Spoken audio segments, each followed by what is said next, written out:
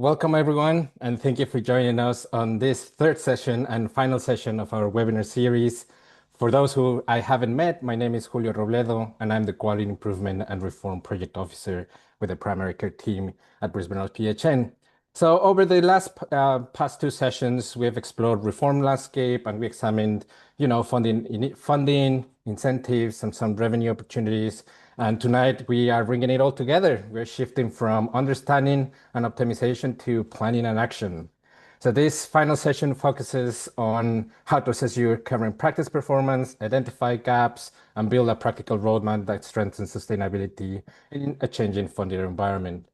In this session, we will be covering, how to assess practice performance, to identify gaps and priorities, design a revenue and sustainability plan aligned with the current and emerging reforms, explore how to set a measurable milestone to guide growth, and as always, we'll finish with a Q&A session. So really, our aim tonight is to move beyond theory and provide you with a structured way to translate reform into clear, actionable improvement plan for your practice. So before we begin, I would like to make an acknowledgement of country. We acknowledge the traditional custodians across the lands in which we're meeting today. We acknowledge the waterways, the land and the sky. We acknowledge their ancestors and elders and recognize those who continue to protect and promote our regional and terrestrial island cultures. We acknowledge the past and stand together for our future. So just a bit of housekeeping. This session is being recorded and will be shared with the registered participants. Please submit your questions via the Q&A box down below. At any time, we'll address as many as possible during the Q&A and at the end. If we're not able to get to your question or we don't have a concrete answer for you, we'll make sure to share those questions via email after the session. We encourage participation, be mindful, be reflective. There's going to be some really interesting activity today. So another final remark would be there's going to be a survey popping up for you guys when we close the session. Please help us respond to that survey, as it's the way we know what your needs are, and it's also the way you can ask for a certificate. So I'd like to introduce the speaker for tonight. As you know, and if you've been with us through this session, you of course know Jane Caligero, CDM, CEO of CDM Plus. If you had not met her, she is an absolute expert on all arenas general practice. She has helped us unpack reform, funding models, and strategic opportunities, and she'll guide us, tonight through some actionable steps. So thank you, Jane, and welcome, and thank you for leading this final session. Thanks, Julio. All right, we're going to jump straight in. Like we've done in the last couple sessions, there'll be activities for you to do with your practice at a later time. We're going to run through an example, and last night I said we could find some extra millions of dollars if we kind of looked at the way we're delivering our workflows. So I'll run that example at the end of the session. Last night you had all those different categories of MBS numbers to help find some of the gaps that you might not be using some of those numbers in your clinic. And when you put all of this together, by the end of it, especially with the activities tonight, you'll have those annual priorities and a plan that you can actually work towards. And I'll give my top tips at the end for exactly how to do those as well. So looking at the practice performance, I think it's really, really important to do this.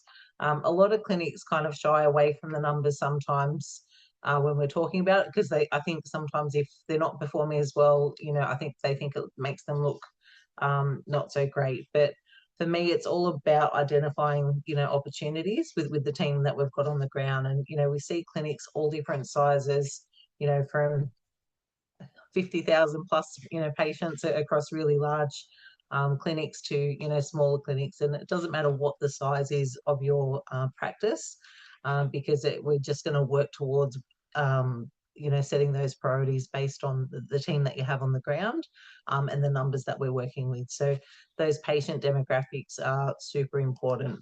So the top tips to start with for tonight's session is always use real numbers, not assumptions. It's, really, really important that we're looking at those reports and what's in there. So the dollar amounts, all of those other items we were talking about last night, even through the appointment book and looking at, you know, non-attendance, held accounts, all of those things that are going to give us a picture of how the practice is actually performing.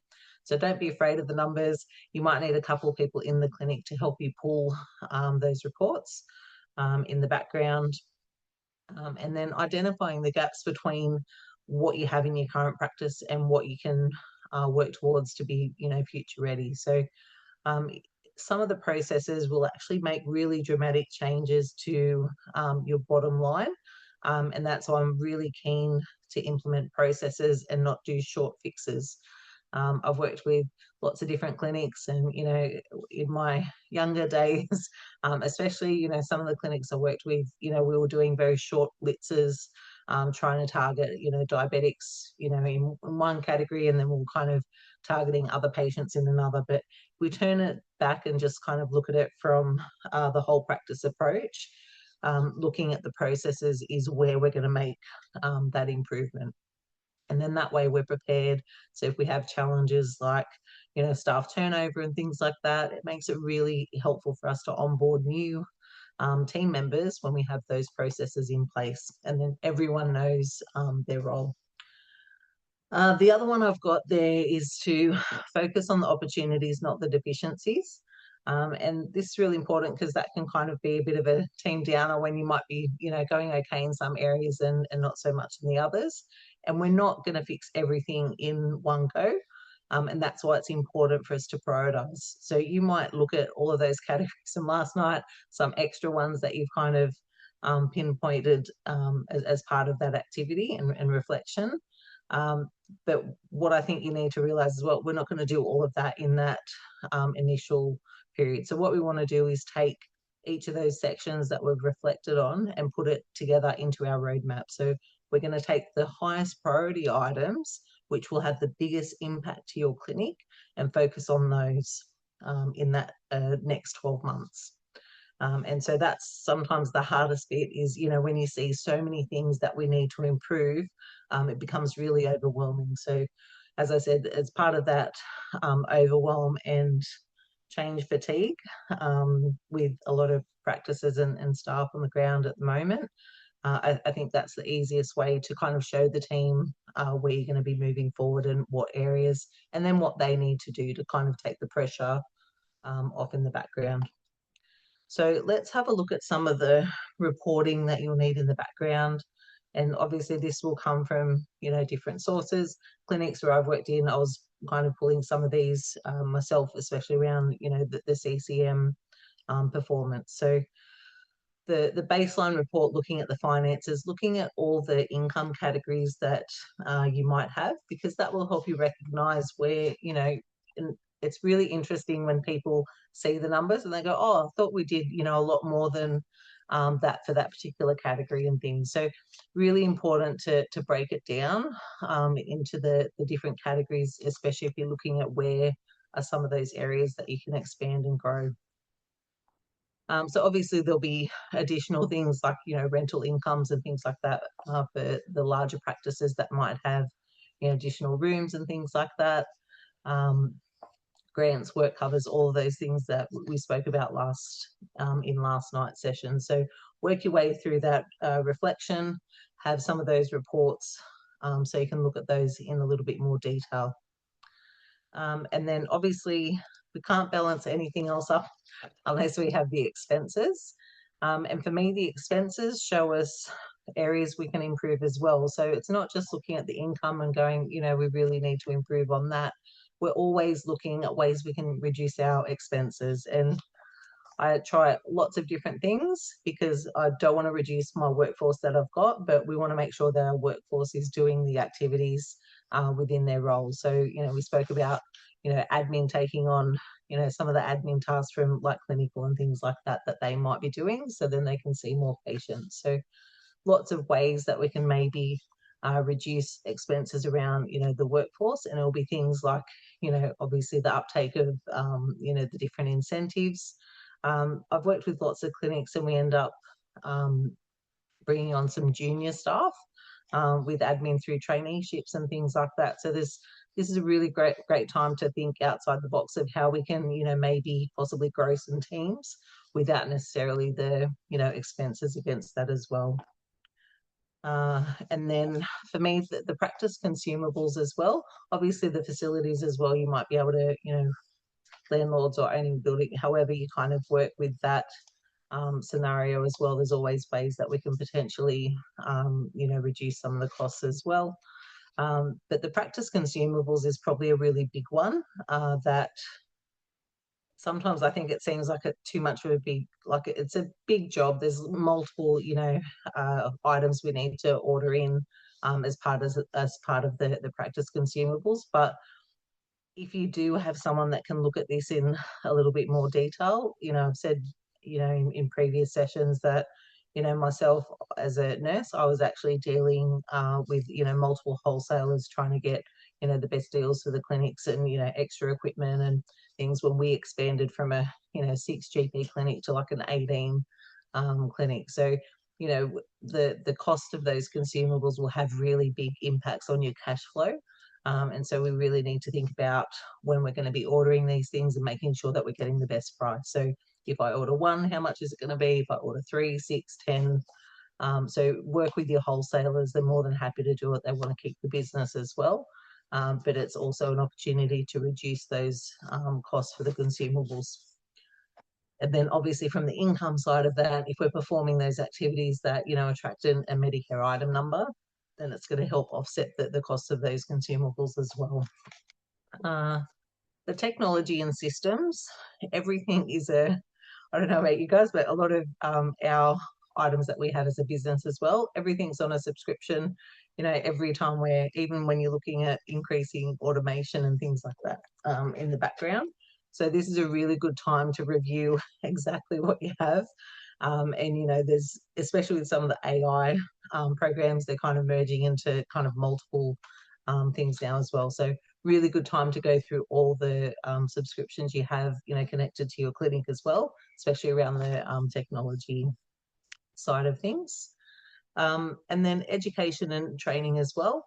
I think this is a really good way if we can reduce some of the expense there, and that's by uptaking the use of, some of the grants. So a lot of the state-based organisations like Rural Doctors Network, etc., they'll have their own sets of workforce grants and things as well. But there's ways we can offset those costs. And for me, the answer is not, no, we're not going to do any training. We can't afford it. We need to do training because we need to upskill our workforce to make sure that, they're performing and, making our practice more efficient. So no training is not an option. We really just need to think about ways that we can get that result at a lower cost. So I think for me, the biggest thing as a trainer that we've seen over, the last few years, especially since COVID, we kind of light yeared into doing a lot of remote training and things like that. So, anything about cost of travel and those things as well, it can really decrease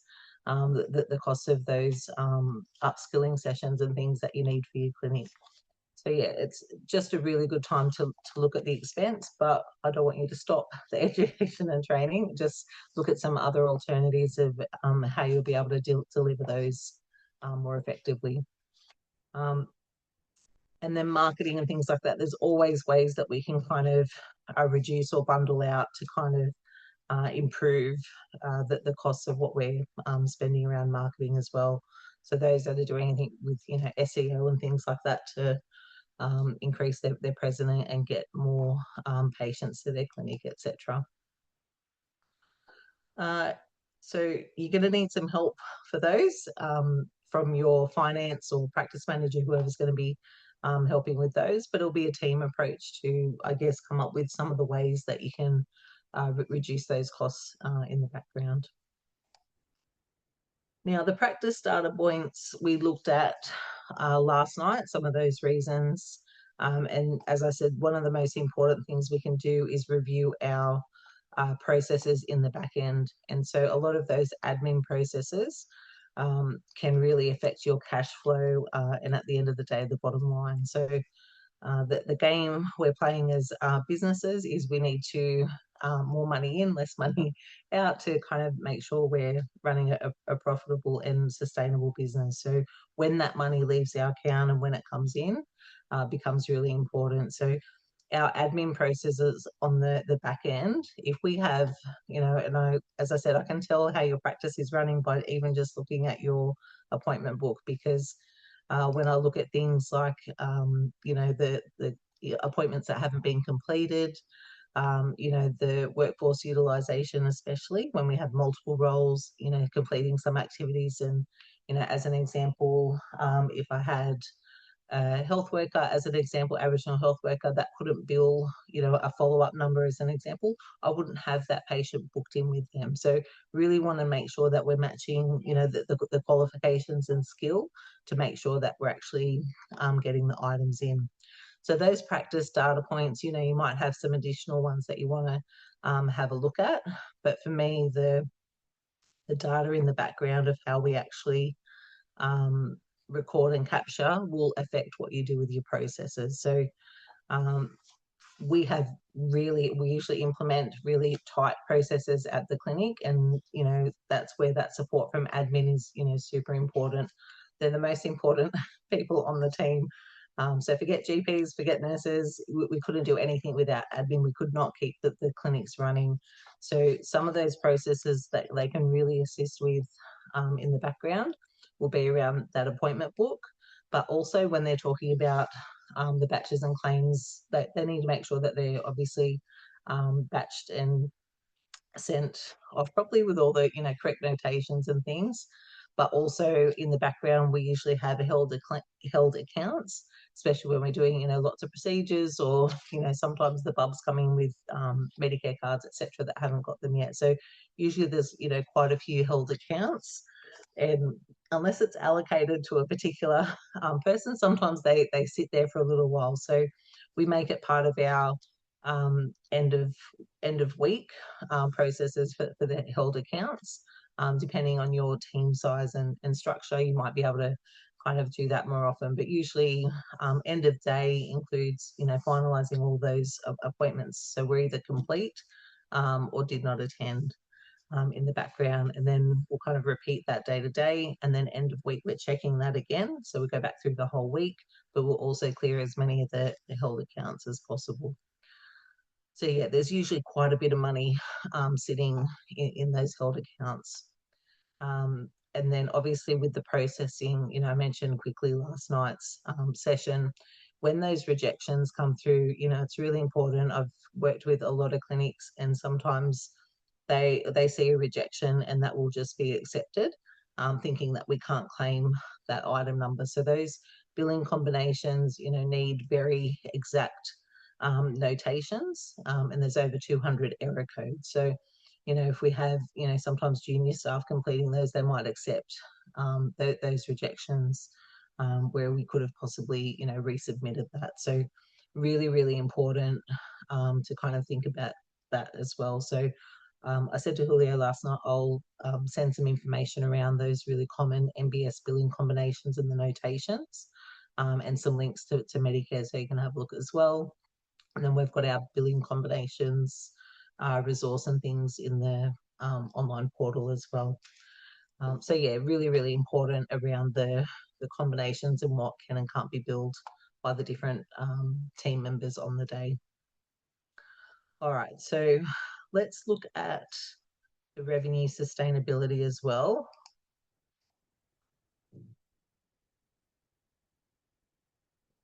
So top tips, really understand what is driving your income. And if we're working in a medical centre, a general practice, it is our patients. So if we don't have our patients, we don't know the demographics of our patients, it's really difficult to have a sustainable model. So I really recommend digging down into the data. The examples I'm going to go through tonight are just looking at the really big core activities around care plans and health checks. So that list is not exhaustive. I recommend drilling down into your patient demographics and then working out exactly the target groups of patients that you're going to be kind of focusing on over that next 12 months. the performance data, and then, designing what we have based on that information. So you really want to use that performance data and your patient demographics and put it all together in your little brainstorming session with your teams, for everyone to kind of have their ideas of what could possibly work. So, it might be management making the final decisions on what those priorities end up being, but it's really good to get your team involved, because I like thinking outside the box. We worked with lots of different clinics and different areas where we have, sometimes a lot less resources to work with. So we become, I think, like the astronauts on Apollo 13, trying to figure out how we can kind of get the same with, result with less items to kind of work with. So your team is going to be really helpful to help come up with some of those solutions that you're going to need. And then every training session I've ever run for the last 10 years, I always ask the question, how many patients do you have? I cannot say how many times I've, asked that over the time, and the people that are able to answer that question is around 50%. So I think it's really important to know that data. And I'm going to just show you the screen that I've got in the background. So this is your little worksheet. It doesn't have to be this. You might want to go all out and, go on an Excel sheet and map it like that. But it's just to kind of have a look at what's possible. So lots of ways you can pull this data with, some of the data extraction tools, or, other, third-party reporting software that you might be using. Even your clinical software can give you a pretty good idea. If not, go back to the statistics where we're, looking at 6 in 10 patients now. So if you want to work on those stats, go for it. We usually do that in some of the generalized activities, but it'd be really good if you could know what that looks like as well. So yeah, if you can, you want to go down to the, rounded number of how many patients you have.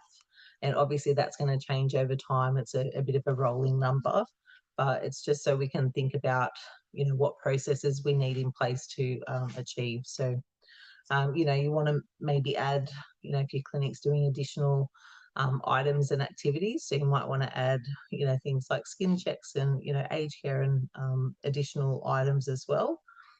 I definitely recommend when we look at some of the kind of mapping post those key priorities, you'll tag in additional numbers like, obviously if patients are having the care plan reviews, we'll have some of the nurse numbers tying in there in the background.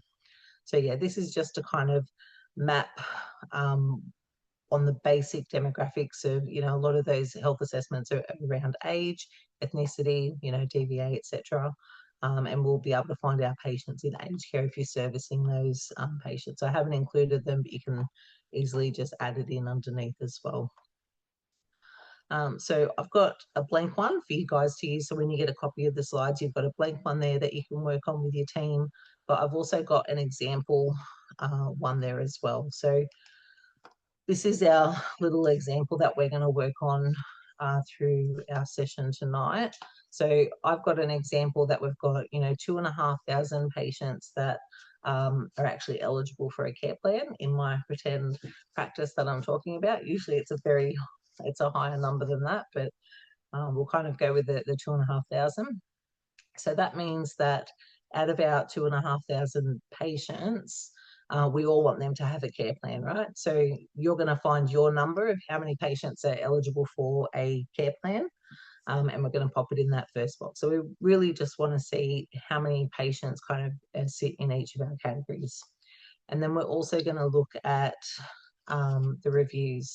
Now, for me, when we're running scenarios with clinics, we would usually estimate, 1 care plan per 12 months and then 2 reviews.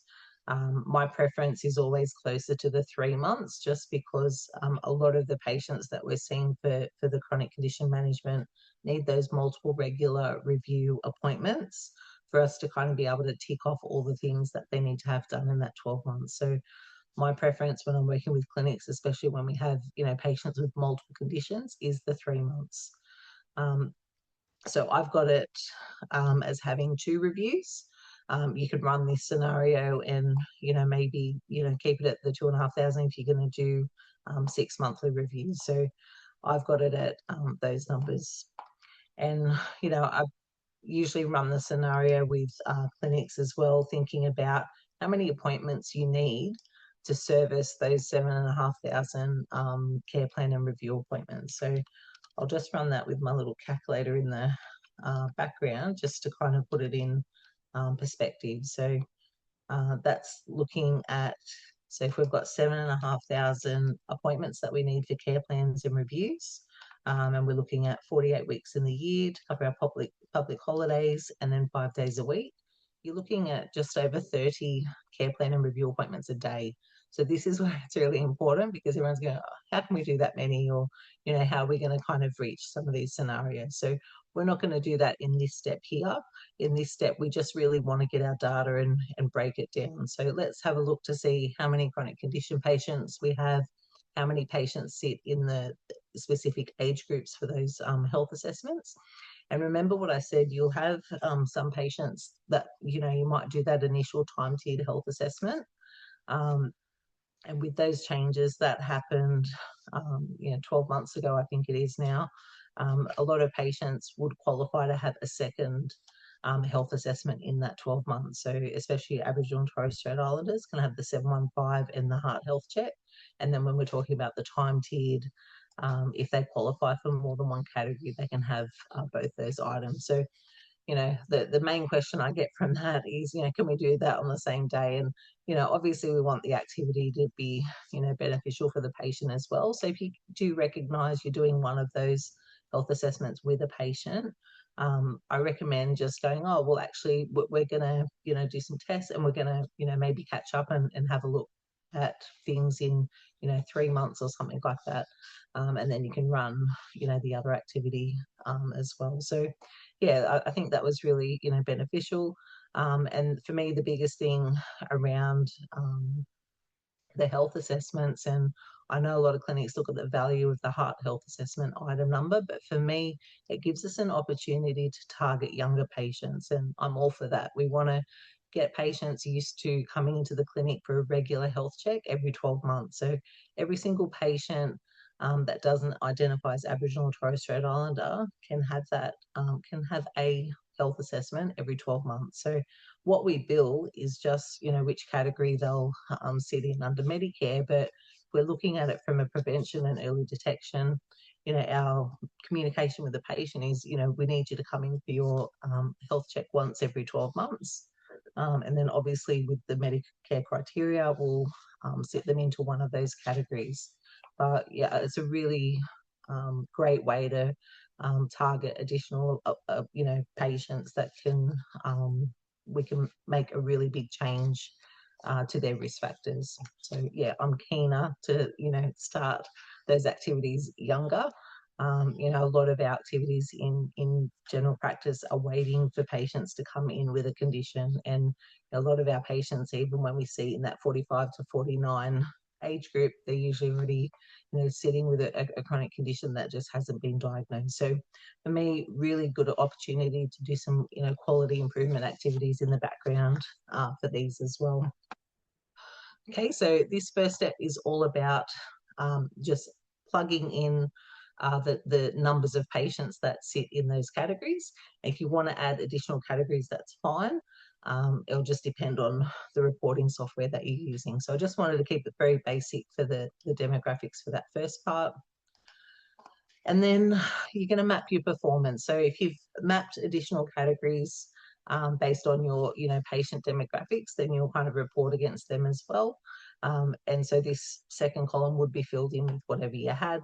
And I'll show you mine as the example one. So we're looking at your performance in that previous 12 months. So clinics will look at this differently. Some clinics that I work with prefer to do calendar year. Some clinics prefer to do a financial year. So myself, I prefer the financial year as well, especially when we look at the care plan changes that kind of jumped into that July changes. So just remember that when you're running your reporting in the background, when you're capturing the different item numbers, etc., that may have changed. So yeah, in my example, I've got in our performance that we did out of our potential 2,500 care plans, we only did 1,500. Now, only 1,500 doesn't sound great when I say it like that. You know, if you're looking at it from percentages, it's still 60% of that target. But when you look, and it doesn't matter what those numbers are, I'll usually see clinics that are only performing at that 25-ish%. So this 1,000 out of the 5,000, obviously like 20%, but usually a lot of clinics, when we review the data, a lot are getting them into the care plan.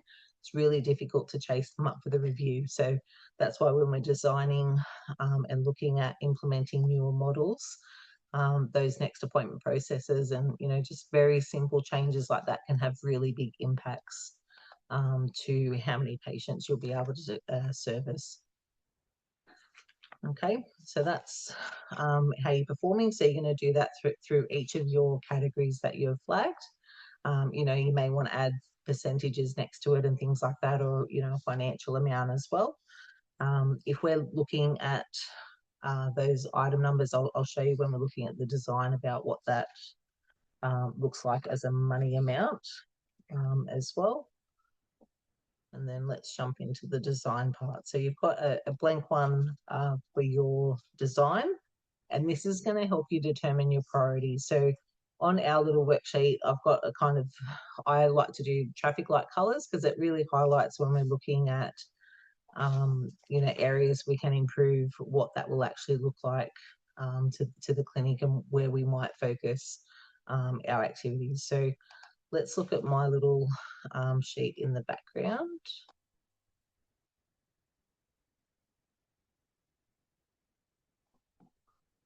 Ended up with 2. Oh, okay, so I've got here on mine. So the first bit is, you can see I've got my traffic lights of the yellow is what I've done for the care plans, and then the red is what I've done for the reviews. So when we're kind of going through the reports, I'll just highlight it more for visually so I can, you know, go back and have a look at some different areas and add additional item numbers. But that performance of the 1,500 care plans without the bulk bill numbers sits at just under 250,000, so 234,825. And then the reviews, the 1,000 out of the 5,000 is just under 160, so 156,550. So you'll go through, you know, a lot of clinics will either do percentage or financial amount under there. I usually like to see both numbers. But, you know, if we're looking at these, I would define what your traffic light colours are going to be as a clinic. As an example, I've got red as urgent, like, you know, it needs urgent attention. So anything where we're performing less than 50% of our category, I flag as the red. With the yellow, we'll have, you know, other options as well. But, you know, it's usually under that 80%. And then green's on track. So, you know, we're continually, you know, high performing in that area. So you'll go through and, you know, mark those if you want. You don't have to kind of traffic light them, but you might want to know what that looks like financially to the clinic in the gap. So as an example, those two in that performance is, you know, just under 400,000 for those particular item numbers. If we were looking at, you know, bridging the gap of that, so if we wanted to say, well, what would it be if we did the full 2,500 care plans, and, you know, what if we got everyone in and, you know, did their care plan reviews, what would that actually look like financially? So it's surprising when you look at it, you know, like this, because that would give you an additional $782,000 in the background, almost 783. So when we're looking at numbers, it's because we want to, you know, make our clinic more financially sustainable. It's not to, you know, assign blame and go, oh, you know, I thought we were doing more than that, and, you know, make it one person's problem. This is a team problem, because it's more than one person that's going to actually need to, you know, add some actions in to fix this. So, you know, we're sitting at some really nice numbers with that additional. So we're sitting just under, the million. If we added in our nurse numbers on top of that, so say we did our 2,500 care plans, and we also did our 5 10997s, whether that's a combination of phone, video conference, or phone, face-to-face, or video conference. The 5 would be 12,500 services, which would be another $105,000.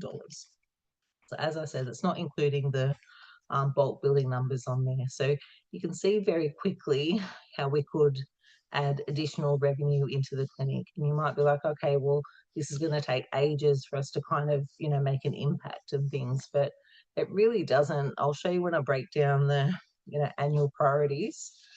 So once you actually figure out what your priorities are, and for me, it's going to be to increase this revenue. We really need to increase this revenue in the background.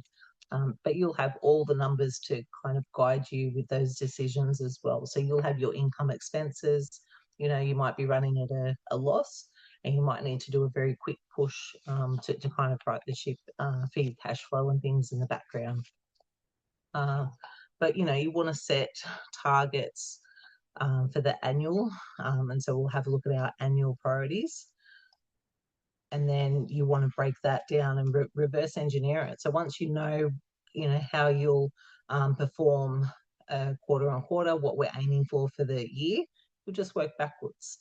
And sometimes when we're implementing a change, it might not be an equal target across the quarters. It might be a small increase in that first quarter, and then once our processes are in place, we'll be able to kind of increase at a more regular and higher amount. But this has to be kind of decided as the team. So for me, for us to set those measurable milestones, you have to kind of work your way through the process to get there. So we usually run usually a couple of planning days when we're looking at our annual. Depending on the size of your clinic and your team, it might not need to be, that long of a session, but really we want to turn those insights. So that first set of reflections that you did after that first webinar that we looked at, where you're actually going, what we did well, what were our accomplishments, what are our strengths, weaknesses, and trends. You're going to take those top 3 from each category that your team voted on, and reframe it as a question, because when we said, sometimes it's a challenge that will present us with that opportunity. So out of all of those, you'll pick what will have the most impact for your clinic, and whether that's a financial impact or increased number of services will always end up with a increase in that financial revenue and sustainability. So you really want to make it clear priorities, because if you have a team of multiple providers and nurses, admin, massive practice teams working together, they need to know what we're actually working towards. So making it as clear as you can will actually help your clinic in the long term as well. So turning those insights into very clear priorities, setting the milestones, and it might be that you guys come up with the plan, and then management will set those targets in the background and then release that to the team. And we do the same thing with our business as well. So we'll actually sit down, do the planning, map the priorities, and then work backwards. So every team member knows exactly what they need to do for that quarter, and then they have a very good idea of what they need to do week to week to reach those goals for the quarter, which is also helping us work towards our annual target. So tracking that progress is going to be really, really important as well, because sometimes it's very hard to see improvement if we're not measuring it. So, we think we might be doing better, but we don't know. So, tracking that progress actually helps us keep those changes long term, because the staff are like, oh, well, that's really great. And so feeding back those little wins to the team is really, really important as well. So this is a little blank worksheet. So from session 1 that we looked at, you're going to go through with your top 3 from each of those categories and frame it into a question. So this is your little blank worksheet, and then I've got one as an example. So you do this in a month's time, you go, I can't remember what Jane said about this. You know, when we're doing that session, you'll have an example to go back with. So one of the ones that I've got there under, you know, accomplishments was, you know, how do we actually continue to support complex and chronic patients, given that there's been, you know, significant changes to the MBS item numbers. So it's not for you to come up with the solutions to these now. This is still part of the reflection. We need to just reframe them and so it forms a question. You know, one of the other ones, you know, from the learnings, you know, how do we increase our financial sustainability given that, you know, we're already so busy? So, you know, the team's really busy, but we just don't seem to be getting there. You know, how do we grow our skilled nursing team given that our practice space is at capacity? How do we keep up to date with Medicare given that the changes are so frequent? I don't have a solution for that. No, it's all about the processes in the background. So, you know, how do we increase AI and automation given that we don't know how? And usually I'll see a lot of clinics in different stages of this. And, you know, sometimes it's we don't know how to do this next step. So, you know, how do we kind of fix that problem in the background? So you'll go through and put all of your 3 in each of those categories. And then you're going to map the next section as well. So remember, we looked at the other categories around, you know, what were the MBS, you know, item numbers in your identified ones in your underutilized revenue, your other income categories, and then your practice and workforce incentives as well. So use that writing is so shiny. So I'll give you my little examples as well. So you've got your blank worksheet and then you've got like some of the examples. So how do we increase our CCM revenue given that we don't have the room in the practice? And that's really one of the most common, you know, Jane, we don't have anywhere else. All of our, you know, rooms are taken up, and I won't come up with solutions now, but it's a really good time to think about some of those hot desk solutions and, you know, virtual options to grow that revenue out. You know, how do we increase workplace medicals given that we've never done them before? You know, because there's a lot of things in the background that need to happen for those to kind of flow properly in the clinic as well. And then, you know, how do we increase outcome payments for, you know, aged care given that we don't have additional, you know, resource allocation? So all of those you're going to go through and kind of complete with the team. So both of those categories, and then you're going to build your annual priorities from those that you've listed. So it doesn't have to be all of them in one go. You might go, well, actually, you know, this one isn't really important for this next 12 months, but we'll keep it on the back burner. So pop them all down, and, you know, the bigger organizations might, you know, divide those by category, like finance and HR and things like that. You'll have a list of ongoing priorities that will usually sit under those teams as well. But what we really want to do is think about what that looks like. So what, out of all of those things that we've put there in our little reflection as part of our roadmap, what can have the biggest impact to your clinic? So what's going to be the priority? Is it going to be CCM revenue? Is it going to be something else that you've kind of flagged that's, you know, super important in the background? So once you have the annual priorities, another question that I usually get when we do this is, you know, how many priorities do you come up with? And usually, like, I've just got the page there. You might print this page, you know, twice and fill it. And then you might go back through and go, well, actually, this sits under that priority still. And, you know, that might be a quarter priority that you're working towards. So I just did one little example on mine. But one of the annual priorities was to, you know, increase that CCM revenue by 50%. And you might put a number against that. As I said, some clinics sometimes don't want to show the financial amounts and things like that to the whole team. But you might just put that as the target. And then when you're breaking it down for the team, like from the practice manager, etc., it might be a number of appointments that will reach that financial target for them, if that makes sense. So don't stress that you have to kind of put financial numbers and show the whole team those numbers in the background. It may just be, you can do it lots of different ways and still get really good results as well. And for those clinics, it's really good to think about, KPIs in some of the position descriptions and things as well. So anyone that's kind of been in a CCM role especially has usually had to kind of sit under KPIs as well. So the annual priorities can be really overwhelming, but I think it's really good to have a look and go, well, what's reasonable? So if we were performing really poorly, so that's why I put the 50%, because I know that some of those processes will actually automatically help increase that CCM revenue in the background. And you're going to review this as you go per quarter, because when there's new expenses, so say we're fully booked, we're performing really well, we've got that increase in revenue, but we need another team member. So the management team will be mapping that in the background as well, of when we're going to be putting on additional team members, etc. So yeah, the annual priorities, it's not fluffy goals, it's not feel good, be happy. It needs to be very specific.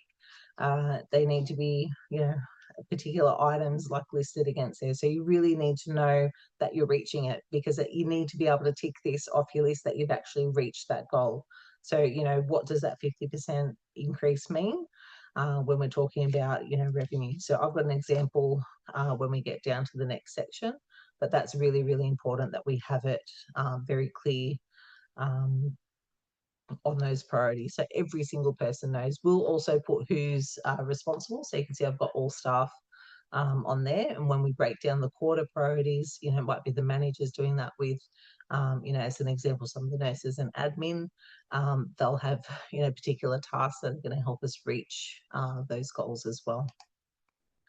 And then you're going to have a very nice list like this of who's responsible. So I'll show you my little filled out one. So you can see I've just put, whether it's all staff or what person's going to be doing those processes. So you think about what we're trying to do for that annual. So, it might be that because we're only starting out and we're making some changes in processes, for this quarter, we may only be able to reach an achievable, 10% increase in that CCM revenue. So what does that look like day to day, week to week, month to month when we're pulling those reports? And if you are making changes and setting goals like this, minimum reporting and feedback to the staff, you want to look at monthly as the minimum, just because you do lose momentum if we think we're not moving towards it. So you can see I've just got examples of those priorities. So the priorities should still be quite big, and it's going to take you that 12 weeks to reach some of those in the background. So they'll have smaller tasks that we need to attach to those. So lots of organisations do this slightly differently. Usually we'll have a sheet like this. We use lots of different platforms. We've got kind of a Infinity, there's, Monday.com, lots of other, programs you can use to run this, especially for some of the bigger projects that you might be working towards. But in the smaller teams, if you have the bigger clinics, every person's going to be saying what their goals are for that week. So, if I was one of the nurses and, my main role was like a coordinator for, chronic disease management, I might need to kind of put a couple of things of what I'm working towards as my quarter priorities into smaller tasks. So usually we'll start out with, once we have been allocated our quarter priorities, we'll break them down into tasks. So every week I'm going to come, prepared of knowing what I'm actually going to do this week. How far did I get on last week's, task? So for us, we always do it as things are done, not done, or in progress. And there might be, things that are stopping that progress, and you might need to flag that to your, managers, etc. as well. So it just makes it really helpful. Obviously, if you're full clinical, you might be sitting across a couple of, quality improvement projects and things like that. So as an example, that quarter priorities, put a financial amount. You might want to say that, if you don't want to put a financial amount, you might want to say for that target for that particular quarter that you've actually increased it by X number of appointments of CCM, because you can pull a report on that. It's, it's achievable to kind of report backwards on that if you need to. So every week, usually we do like morning huddles just around, the smaller tasks. and where everyone's up to. Just allows kind of the managers to have a very close idea of where everyone's at as well. And then obviously management will meet and go through their other priorities that they're sitting with as well. So that's just an example sheet, but the goals for this week and then what was completed last week are really helpful. We always do ours and finish. So, obviously like Friday, we have everyone having their tasks completed. So everyone needs to know what they're doing on Monday before they get there. So we have that mapped already in the background. So one of our processes to make sure that we're, continually achieving and meeting our goals is that we're actually working ahead. So always looking ahead for that next bit. So, if it's Friday, what am I doing next week? I need to know what I'm working on before I get there. Okay, so the last bit and the action list for what you'll need to do to complete this set of reflection and put your roadmap in is you'll need to run those baseline reports. So as I said, choose what your 12 months will be, annual, quarter.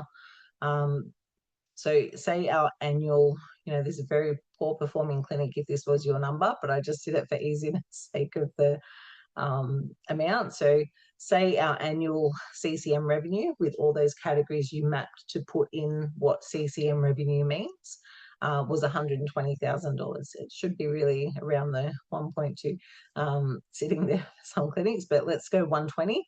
So our monthly average would be 10,000 a month. So every month, that's why I said it's really good to feed back to the clinic, how you are performing against that average from the previous 12 months. So your target is always reflecting back to what you want to achieve in the next 12 months, but what is your quarter target based on what your previous average revenue was. You're going to need to schedule some team meetings, and everyone goes, we're too busy to have meetings. You're too busy not to have meetings. It's really important. They don't all have to be, really, super long. Our daily huddle is only a couple of minutes each, and it's just so everyone's on the same page. If there's anything urgent, anything that's come up, sometimes might have a end of week one as well, depending on what's happening, but these need to be scheduled ahead of time. So you really want month, quarter, annual. Obviously management will have a lot of these flows already, but if you're getting the team to work towards some of these goals as well, it's important to kind of track where they're at, and you'll need a quick catch up to do that. So you need monthly reports to compare to baseline and where you're sitting against your monthly and quarter and annual target. And then quarter reports to compare to the baseline as well, and then against your annual progress. So for me, that reporting and follow-up is, huge. Now, if that goal of increasing your CCM revenue was probably going to be your main goal, the biggest thing I can say is, that will have the biggest impact. The smallest change will be the next appointment process. So you can imagine if we were doing 25 care plans a week, which is 100 a month, imagine 100 appointments already being booked in 3 months' time. You can see what kind of impact that will have from a planning point of view, from a recall point of view, from a process, point of view. So small changes like that can have really big impacts, and, start doing that tomorrow, and then, we can fix the other bits in between. All right, I'm going to hand over to Jennifer Roosh, who's the lead for quality improvement and reform at Brisbane North. In her role, she leads initiatives that support general practice capability, system improvement, including the current sustainability project, which is focused on strengthening practice viability and tailoring PHN support across the region. I'll have some time for questions at the end, like we did last night, and then anything we don't get to, I'll pop through in an email to be sent out as well. Thank you so much, Jane. And I'm mindful that a lot of people have potentially heard this before, so we'll go through this fairly quickly. Jane, thank you for that fantastic presentation. It was really, really, really good.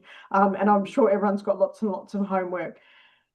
It does tie really neatly into an issue that we've been working on for a few months now at Brisbane North, which is about practice viability and sustainability. And it's been on our radar increasingly over the last year, particularly because we know a lot of practices are facing pressures of workplace shortages, financial strain, rising operation costs, operational challenges, all while they're trying to deliver good quality care.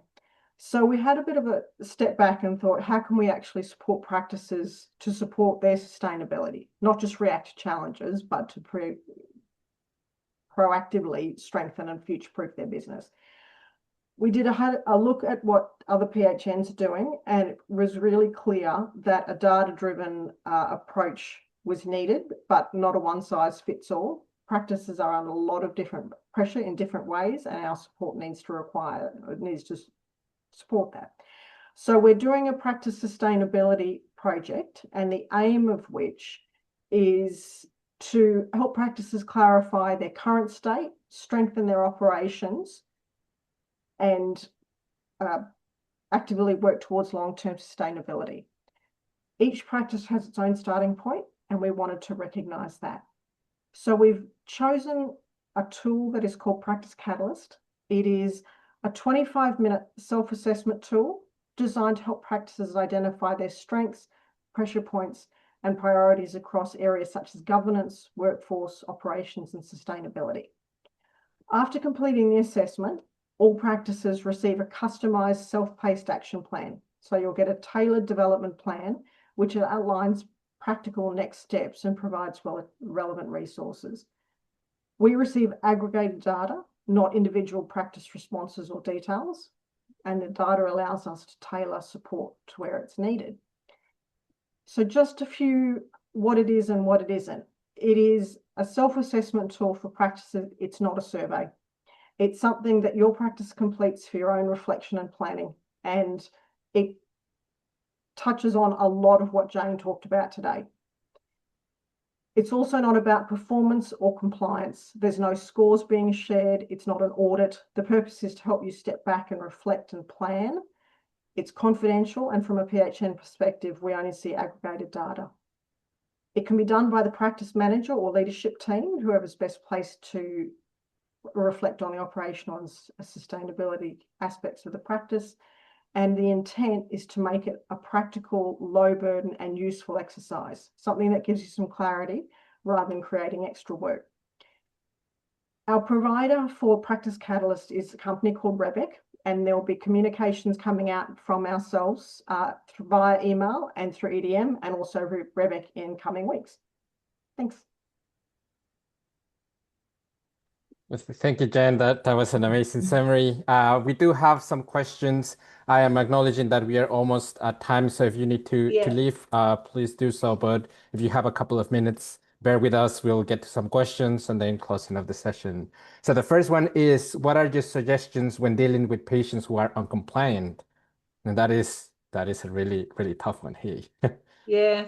Look, over the years, I used to kind of lean towards that as well and go, obviously there's going to be a small percentage of patients that, are not going to kind of attend those, regular reviews and things like that. But there's, a very good, healthy percent of patients that will turn up for those appointments. When clinics say to me, it's really, we can get them in for the care plan, we really struggle with the review.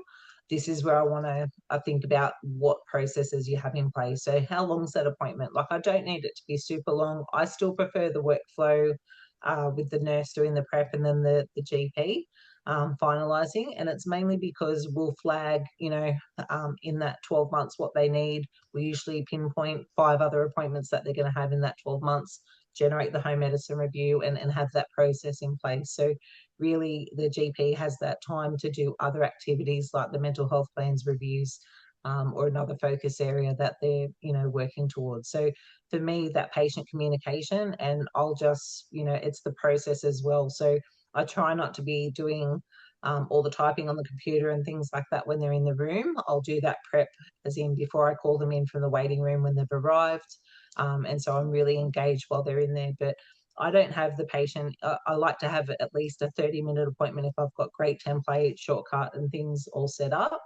But I don't have them in the room that long. Like, it's really only around that 15 minutes. I don't want them in there longer than that because I need to finish the paperwork side of it. So how long I have the appointment booked for doesn't mean I have them in there that long, and it's a really short and sweet process. So they're happy to come down for those appointments. So it's not like my hairdressing appointments that are 4 hours long and things like that, which is why sometimes we have trouble like getting patients back to the clinic. And the other thing is appointment fatigue is sometimes a bit of a barrier where our patients might have, multiple medical appointments. So I don't want them to come back separately for a treatment room visit like a B12 or something like that. If I can tie it back in with their, review, or they're coming back, to our clinic to see the podiatrist as well. So future looking at, what appointments they might already have set up will determine whether they're coming back to your clinic. But that next appointment process will actually engage them more. So they're actually, choosing and thinking about the question that reception will be asking them. So, I need to book your review. What day suits you better? Because they're actually picturing themselves coming back to your clinic. They're more likely to attend that appointment. So I had a really, we've been doing it for years. So, 10 years we've been doing that as a process, and I've never not seen it work for, high percentages of patient cohorts. It just means we can focus on another quality improvement area.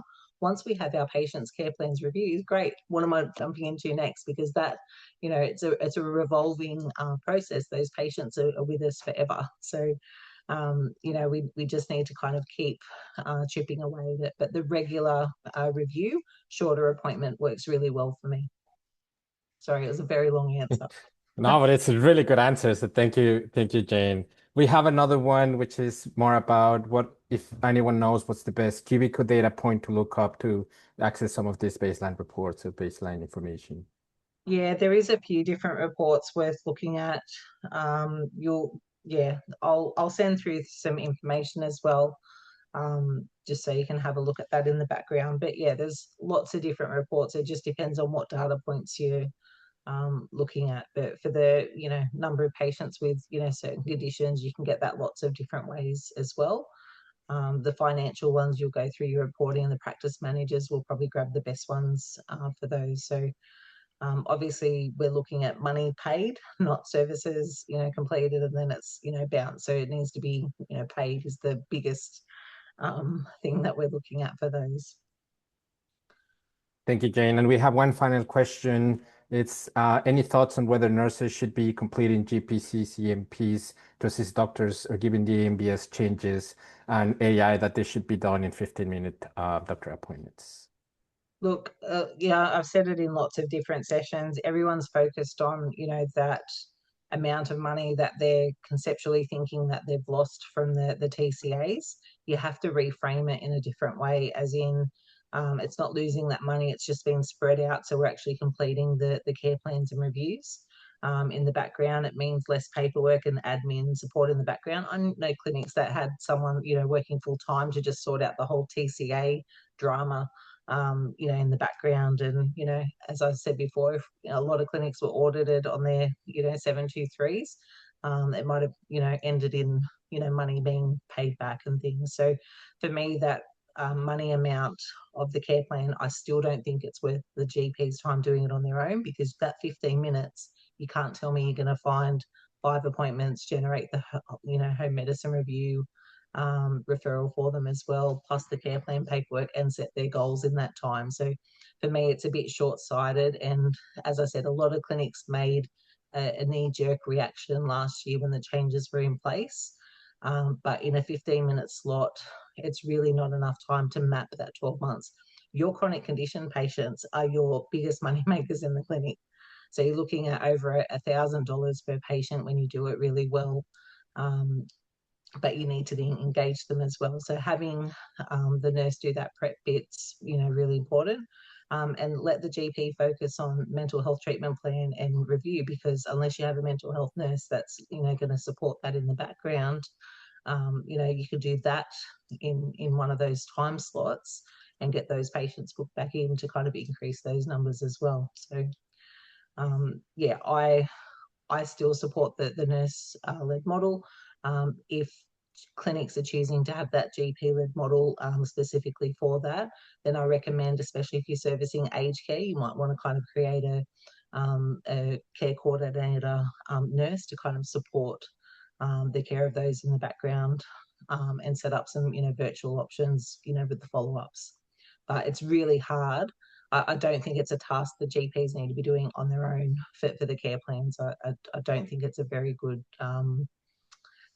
management of their time. You saw, we had to do 30 care plans just on that, 30 care plans and reviews a day. If that was only a couple of GPs at the clinic, it's 15 each.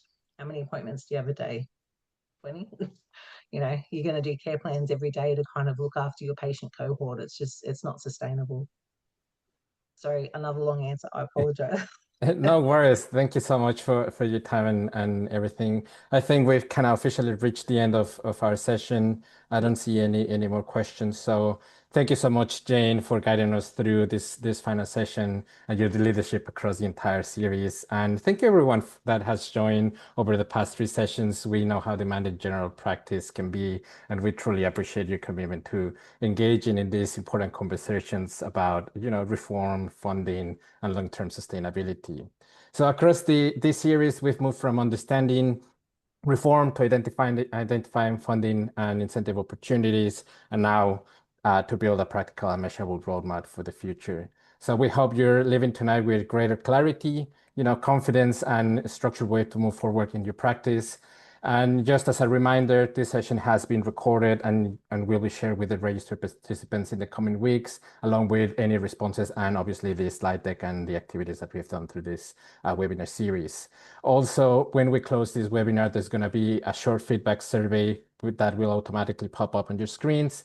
We strongly encourage you to take a moment to complete it. Your feedback is extremely valuable to us, and it really does help us redefine future education offerings and ensure just that we are continued supporting the general practice teams in meaningful and practical ways.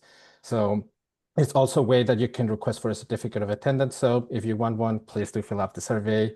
And on behalf of the PHN, thank you so much for joining. Thank you so much for being part of this series. We look forward to continue to support you as part of the reform landscape evolves. So thank you, everyone. Have a wonderful evening, and we'll see you next time in a different session. Thank you so much.